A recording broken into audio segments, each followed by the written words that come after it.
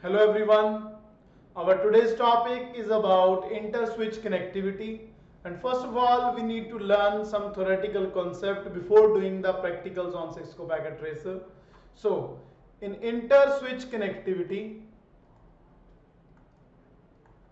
we have to work on another encapsulations. Okay, so in inter-switch connectivity first we need to learn about trunk ports again, like what are trunk ports. Second thing, what is 802.11q encapsulation and what is a native VLAN. Okay, so in our last topic we have learned about VLAN, that VLAN is used to break the broadcast domain.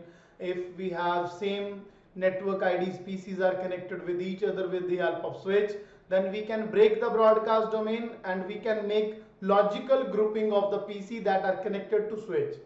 Okay, and trunk ports are used to transfer VLAN database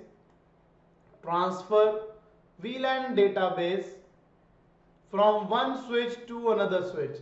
Like for example, I have connected three switch, and on first switch I have used VLAN 2 and 3, and on another switch I have again VLAN 2 and 3 and again VLAN 2 and 3.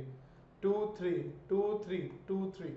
So if you want to ping with 2, then you have to put trunk port here, like transfer the VLAN database.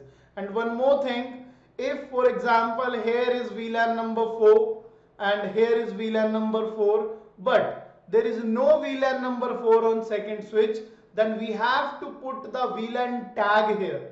VLAN tag here means like we have to make manually VLAN 4 here, so that VLAN 4 can communicate with VLAN number 4. Even we don't have any PC assigned to VLAN number 4, so with the help of trunk we can transfer our database from this port to another port. And in second part we have encapsulation named 802.11q. Okay, so this is the encapsulation given by IEEE, and this encapsulation is used when switch is going to connect with different broadcast domain. For example, 10.0.0.1, 10.0.0.2 here, 20.0.0.1 and 20.0.0.2 here. Okay, so if you want to ping these 10 and 20 on the same switch, and already they are on VLAN 2 and VLAN number 3, so I will use multi-layer switch or router, and we can transfer our database from this port to this port with the help of 802.1q encapsulation. And at last we have one VLAN, that name is native VLAN.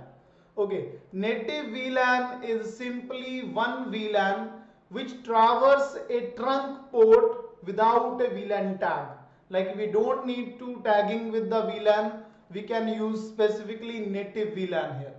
So this is the part of inter-switch connectivity in which we need to know about native VLAN, 802.11q, like dot 1q. Actually the encapsulation name is 802.11 means standard, but 802.1q means dot 1q encapsulation, and after that there is a trunk port. Okay, thank you so much.